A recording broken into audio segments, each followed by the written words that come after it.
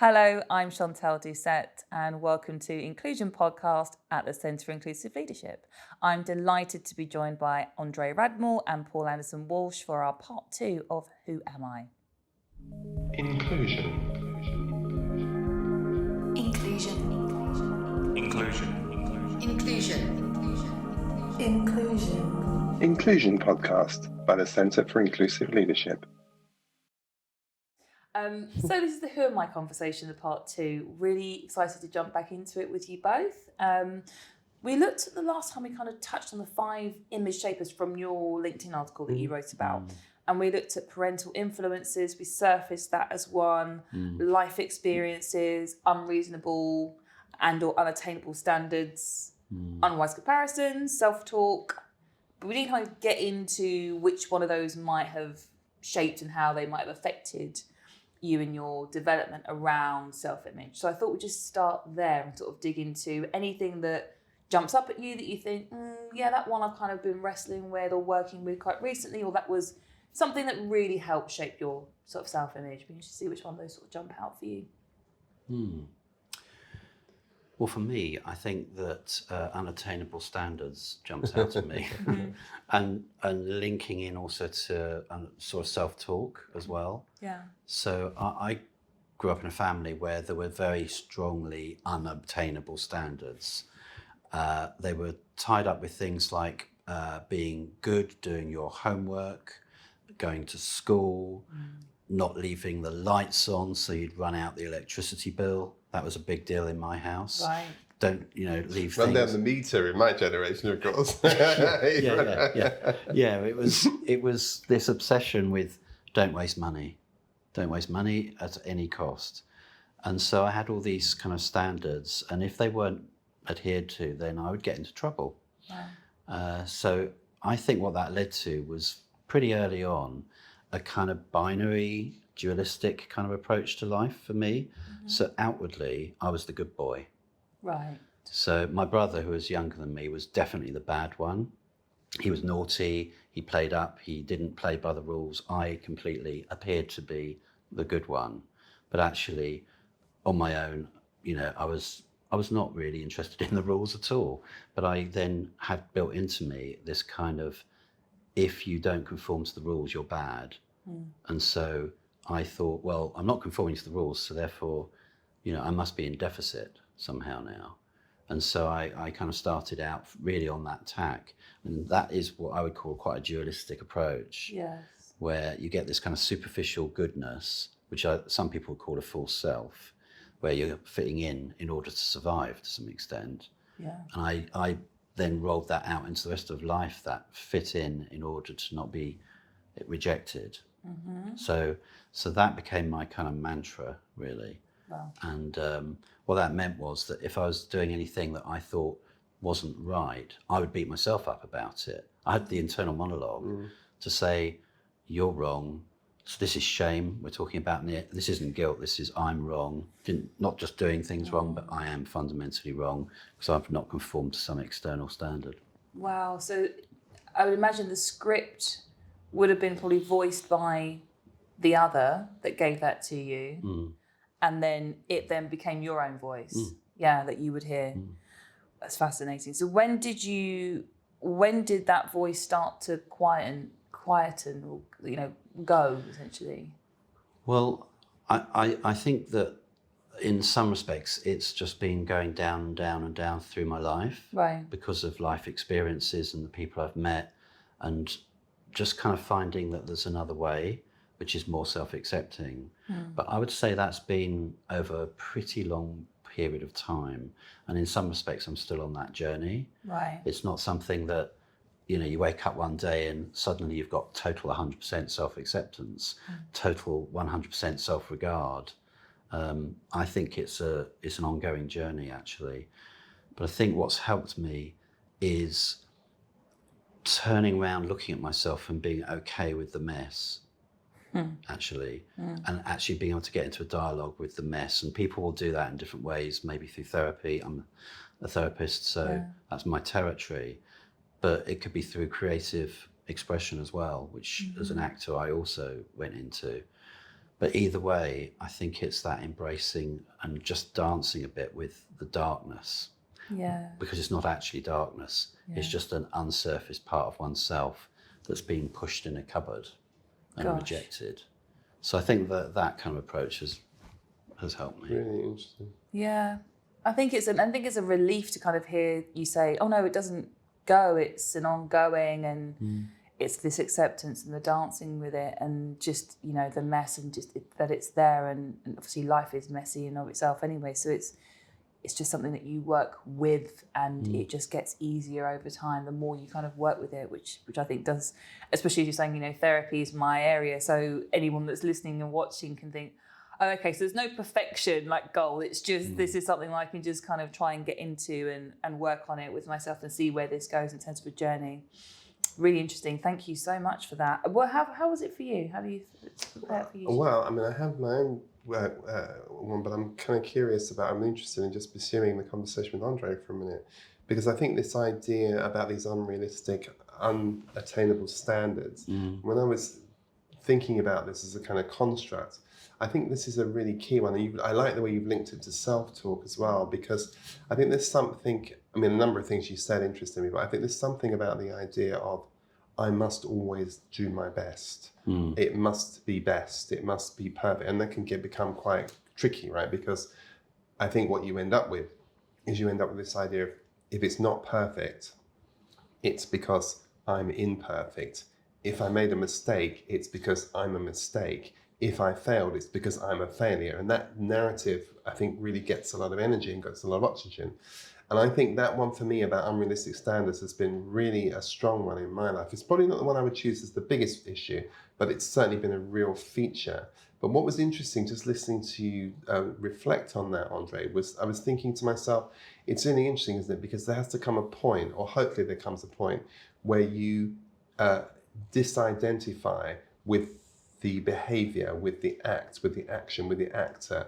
And I think one of the things that's really liberating from my point of view as I think about those issues is that now I can recognize that I am not my body. I am not this behavior. I'm the one who's observing this behavior. And actually the fact that I can observe it puts me in a much more compassionate space towards myself. Whereas when I was infused with it and kind of at one with the performance, I was very punishing with myself about that. But now I'm actually able to step back a bit more and go, actually, I'm just observing this behavior. I'm observing this standard being trying to be met. And actually I can look with it and with a lot more kindness and a lot more compassion, if that makes sense. Whereas before I just couldn't. I was in the headlights of that. But for me, I think I would probably take, probably self-talk would be the one that I would choose, because I think for me that has been the most maddening of them all, because again, my journey would be one of saying, actually, sorry, who is it that's actually having this conversation? When I start saying, you're no good, I think you should be, how many people are in there? Who's having that dialogue? Who's saying all that? Yeah, who is that?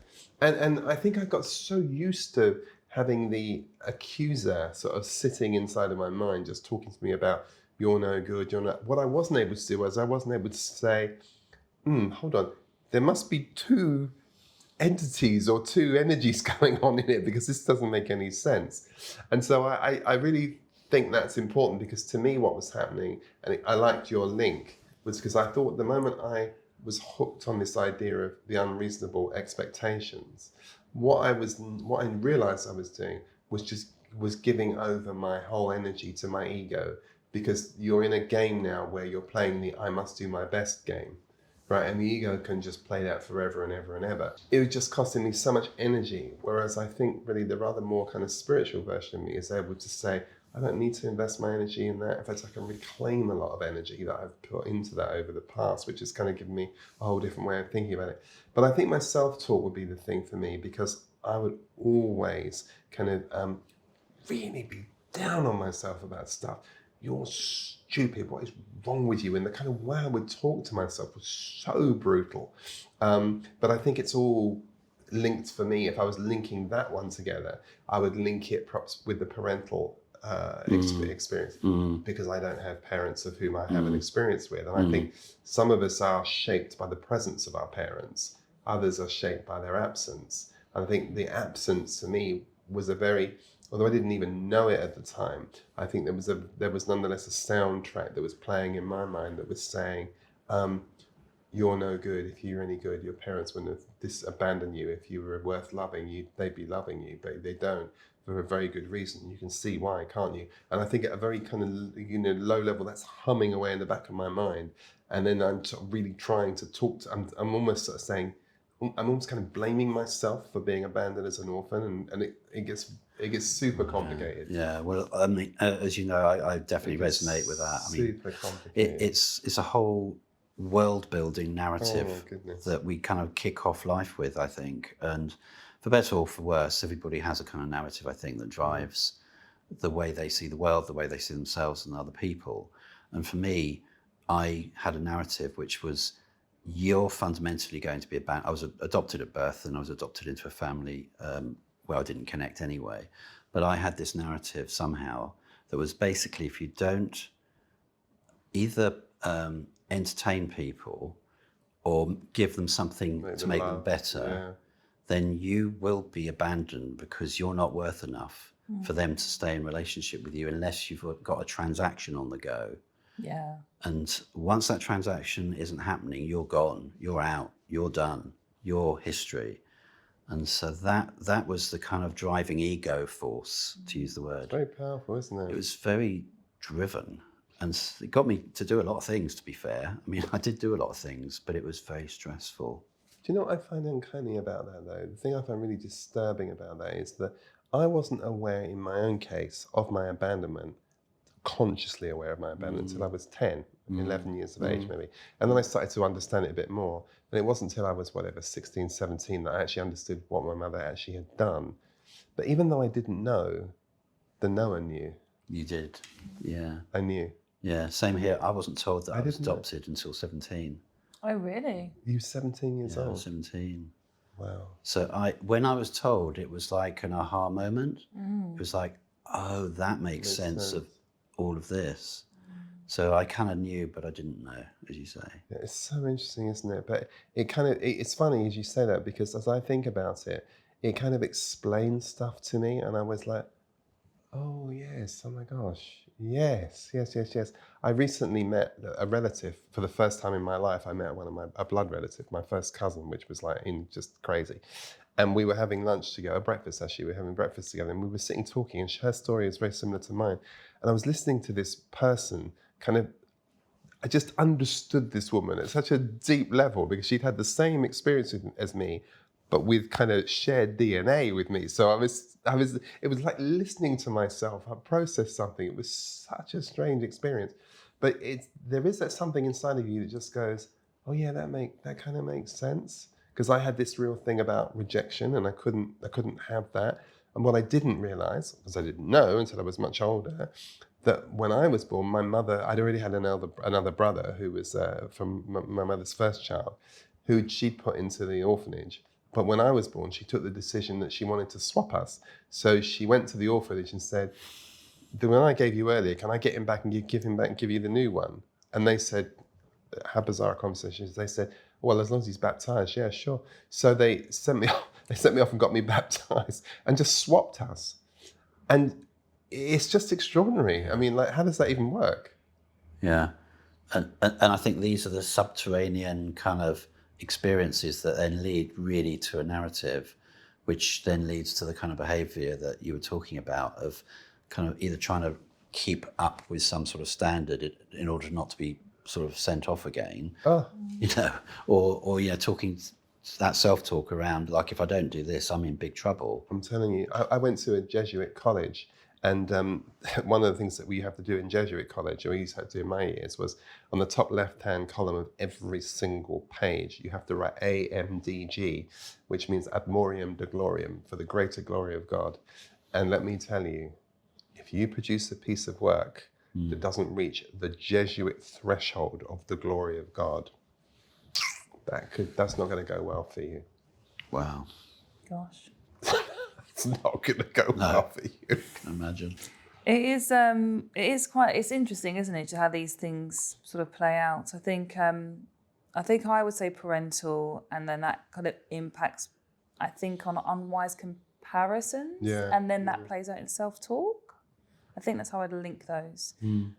So I resonate a lot with what you were saying about identifying with having to be a certain type of person, and then how that plays out and filters out in relationships, because I had the nice thing as well, which is kind of gone a little bit, but not 100%. It's a difficult one to let go of, you know, wanting people to think that you're nice. And I was like, but actually I'm nice. Why do I need people to think this is really, it's a weird dialogue having in my head with that. And then how much control people have over you if you need them to think that you're nice as well. So it all gets murky. But we touched on this about, you touched on this picking up on Andre's point about how this shows up in the room when you said about, because what I was going to go into talk about is about, you know, identity and what that's connected to. And usually it's linked to performance and success. And that was kind of what you were touching on earlier.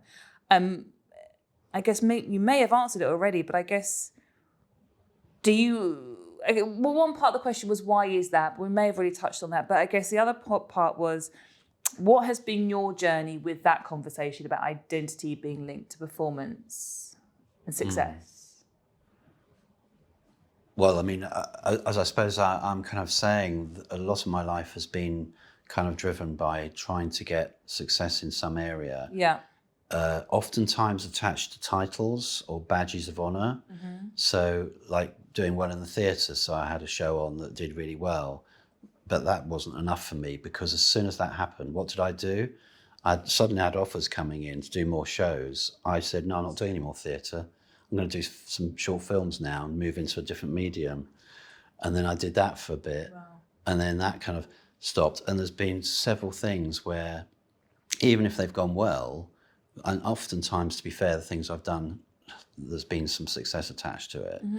But of course, it's not meeting that fundamental need, which is I've got to keep producing something in order to get the approval or the worth, because it's not in me, it's out there in them. Right? It's a transactional arrangement. Right. I don't think like this. It's just something I've realised about myself over the years. And I think what's happened over time is, and not that far back either, I've gone, do you know what? I think people might like me even if I didn't do something to help them. Do you know what I mean? Yeah. So they might actually care about me if I did nothing. If I did no performance, no performative stuff. Now, I know I have to do certain things, you know, there's jobs to be done. But actually, if you take that kind of weight off it, which is everything hinges on them liking this particular thing I'm doing, then suddenly you become a lot more freed up to essentially be yourself. Which is what I think's happened with me. I think I'm increasingly becoming myself in situations where I use humour a lot more, because I'm intrinsically, I know that I'm funny. That's not bragging or like an achievement thing.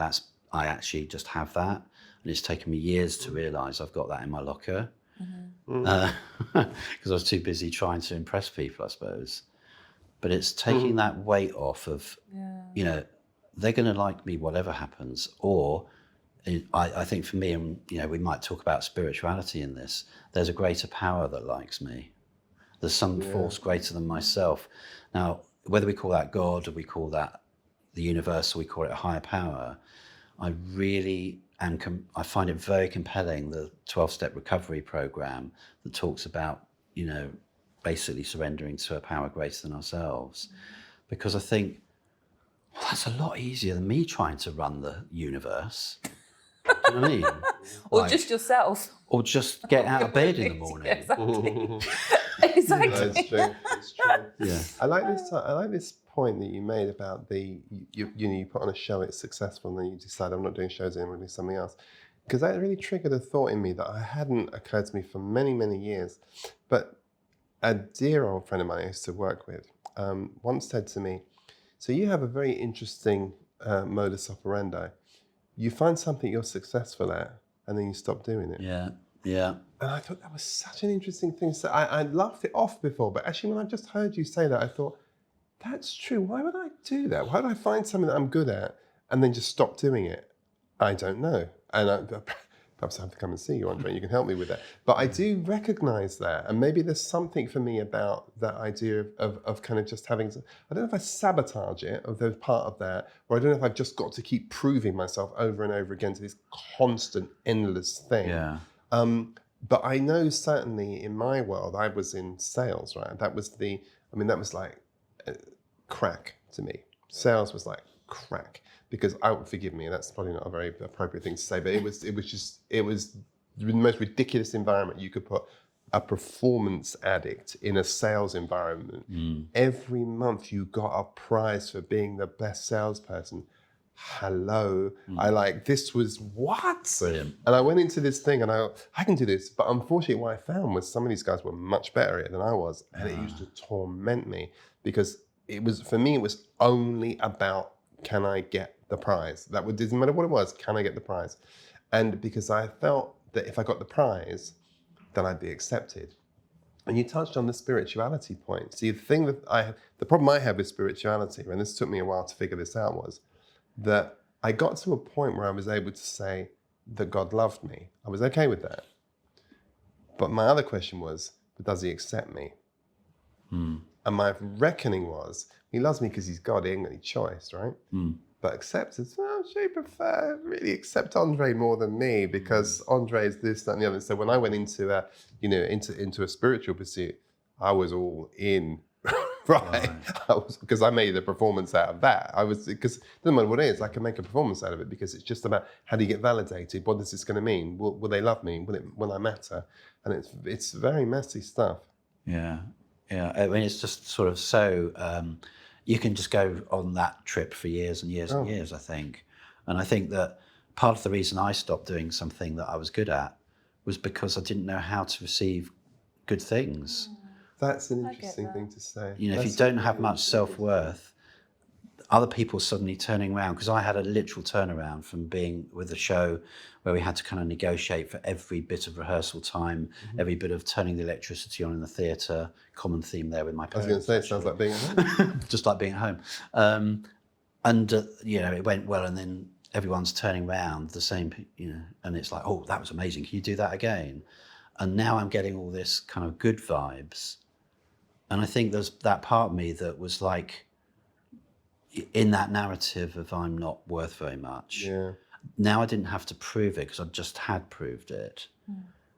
It sort of fell apart a bit and I didn't know what to do with the applause. You weren't comfortable or ready for it, probably. I didn't know what to do with it. Yeah, it was just so foreign. Yeah. I wonder if there's another layer to that as well, though. I wonder if there's a layer that says, I've now got those people now care about me. Who else? And then move on. Yeah, who else? I've got that. Who else? And I go to the next audience or the next community. Because there is that nagging thought, isn't there, when you're in this kind of acceptance wheel that more would be better. You've just got to constantly, more would be better. And if I just add more and had more and did more, it would be better. And that I think is a game that it just can only end in a bad way, right? I think it shows up in different ways as well, because I definitely get the identity linking to performance and success and that being a thing. And I've had to do a lot of work on that. So my thing is now I'm just somebody who writes. It's not, the output isn't connected to that, because it just can't. This industry is not kind enough to give you free therapy. So you have to find a way to navigate, being a writer in theatre and whatever, and not will go completely insane. And that's my way of doing it. But where it got a bit sticky recently was being of use.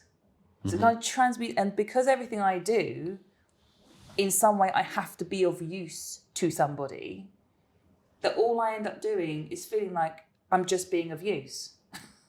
I find that really weird. So I've surfaced this because I feel like with some friends I've said, it weirds me out a bit. Unless I'm being of use, then it just feels like it's an output. And it feels really weird. And so I get to a point where I just don't want to be of use to anybody, and I just want to close the door and just not speak to anyone for a day. I just don't want to have to be of use to anyone. Yeah. It's a really weird thing. I get that. I get that thing about being.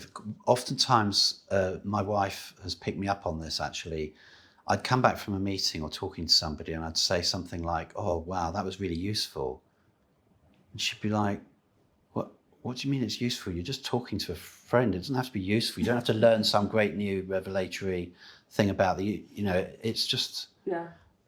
And but my language, internal language, was very much. I'm not saying this is what you're going through, but unless I'm getting some, again, transactional kind of, unless there's something useful, it's not enough for me just to be sitting there as myself talking to somebody. That's interesting. There's got to be some kind of product at the end of it. So I like helping, and I'm solution orientated, but if that's all I'm doing, it feels weird. Well, I think there's a difference between I think this point about when you're being useful, you're only around because you're useful. So if you're not useful, then the phone doesn't ring. Does the phone ring? Exactly. That is that. No, that's an interesting question, isn't it? Okay. Well, some friends will be like, "Do you want it?" But it's like more. It's probably 80-20% that way, and it's just like, oh. But okay. it's a funny thing, right? Because I think there's something about making. A sort of piece with that, because I think the thing is I've always realized I'm happy to be in service, right? I like being in service to people. I like serving. I like helping people. It's a thing. But I suppose the difference with me is that service is something I want to, in my older age, right? Service is something I want to give you. It's not something I allow you to take. Okay. That's interesting, yeah. So I'll give it to you, and yeah. I'll be of service to you, but you can't take it. Right. Because when you take it, it's now not service. Now it's gone out of the delight column and it's into the duty column. I think that's what it is. And I struggle with. I don't like that. That really, That's doesn't what work. it is. That's what it is. I think it's that. I think it's that I like to give, but it's like if that's just all it is, and the dynamic is that. It's like, okay, all right. Then so you have to find the friends where you have a bit more balance. But it's funny, right? Because we've got, as you both know, we've got a model a framework we call Thrives, and I think this is an interesting example of where you see this, because one of the things we ask in the Thrives conversation is about how you move away from toxic relationships and move towards therapeutic ones. And one of the things I think about a therapeutic relationship is about who are the people that renew you. Who are the safe people that you have? Yeah, you've obviously got people that essentially are debit people that you're giving to, and that's good. But where's the input? I think you talked about output all the time. Yeah. So you've got an output valve, but where's the input? Where's it coming through? Who are the therapeutic people around you that are elevating you, that are building you, that are restoring you? And I think that's massively important, because otherwise, what's happening, I am very strong about this, is that my view is to say, I'll give you my interest, but I hold on to the capital. So I've got this emotional capital that is mine, or this emotional energy that's mine. I won't dissipate that, but you can have the interest. And actually, if I'm around you and it's fascinating, there'll be a lot of interest, but I don't deplete that core capital. I won't do that. Okay, this is so interesting. So, because then I'm thinking about introversion and extroversion, and maybe I'm feeling like that because I'm an introvert. Yeah, for sure. Well, it's, right. Yeah, I think it's a lot more. You'll know better than me about this. Don't know. Like, is it connected to that? Because. Well, I think it's something to do with your core and your identity as well. So, I think if you're, how can I put this? I mean, everybody's somewhere on that scale, maybe, of introvert, extrovert. I'm an introvert according to the scale, but I could be working for other people or doing things, giving things, serving people, and it would be very life-giving for me. Even if I'm an introvert, it would actually spark me a lot, and it does actually. But then there might be other times where it crosses some sort of threshold, and now we're just locked into a role where it's just give. It's not really nourishing you. Yeah, it's interesting, isn't it? Yeah. It's interesting. But I really like that capital interest. I think it's an important way to think about it, because I think I didn't have the interest to begin with, so it doesn't matter to me. But the capital is important, and I think holding on to that core. And I think for me, what I realised is when I'm moving in the ego, I go into the capital account. I start drawing down the capital. Right. Okay. But when I'm in a more healthy space, It's just interest. And for me, I think just building on that a little bit, when we go into ego, is because we don't trust the relationships. Or we're trying to perform in the relationship, maybe. Because we don't trust them. Yeah, absolutely. So if we trusted that, so to your point about people around us who we can kind of gain life from and are life-giving, for me, I think over time I'm gradually getting it into my mind that those people are intrinsically life-giving. They're not perfect, but they'll be there for me. Yeah. They are life-giving. So I don't now have to run that relationship so that I make sure they stay in that position of being life-giving. Because that's an important thing to say, isn't it? That that's a really important thing to say. Where do you feel you are with this conversation? Obviously, we've thought about it quite a lot. But where do you feel like you are with it now? Do you feel a bit more settled with it? Do you feel like you know who you are much more now? Well, I mean, this is a sort of massive question, of course, which I'm going to try and answer in a few sentences. But I would say the short answer is yes. Mm-hmm. I'd say the slightly longer answer is that it's emerging. Right. You know, I think that I know that I'm not all those badges of honour and roles that I've done. Although, having said that, I think something shines from behind all of that, whether we call it God again or the universe or whatever. Something shines through all the stuff. So I wouldn't discount all the stuff I've done either. I'd say that something animates that, but it's bigger than that. And it's not that, but it might shine through those experiences. So I suppose now it's a bit more about that, leaning into that energy, that light. It's interesting, isn't it? I like the idea of journey for me. So I think that I don't know as whether or not you necessarily ever are fully resolved on some of those things. I was talking to somebody, a dear friend of mine, in fact, someone who's been on the show before, my friend Paolo Hewitt, and we were talking about whether or not you ever outrun the orphan shadow. And Paolo said, no, you absolutely do not outrun it. But I think you're not necessarily so haunted by it or so darkened by it. Maybe you dance with it a bit more. Maybe you do. Maybe you do. I think in my own mind, though, I feel like I knew that if I was ever going to be free, then freedom for me meant that I would have to take off the masks that I was wearing, right? Yeah. And I think one of the masks that I wear is, I'll always be there. I'll never let you down. One of the masks I wear is, I'll always say yes. Never. Everybody else might forsake you, but you can count on me. I've had to kind of take some of that stuff down and be a bit kinder to myself. But the problem with those masks is they're also quite comfortable to wear because we kind of get used to them. We've played this role for so long that it's a strange thing. But I think the other thing for me is I think you do get a bit more resolved. Certainly in your older age, I think you get more resolved, and I feel like. I think the biggest thing to me about the biggest evidence to me, is I tend now to the big difference to me now is now when I make a mistake, and I still make lots of them, I tend to I have now the emotional stability to be able to replay the mistake instead of relive it. So when I used to review a mistake before, I would relive it and I would torture myself over it. Whereas now I just observe it and I go in a much more compassionate way and go, no, it could have been better, or you could have done this, or next time, or maybe, or whatever else it might be. But it's not that torture that I used to experience. So that's a big thing for me. And I think the other thing I realized that's important is that I can fundamentally now, I don't have to prove myself now.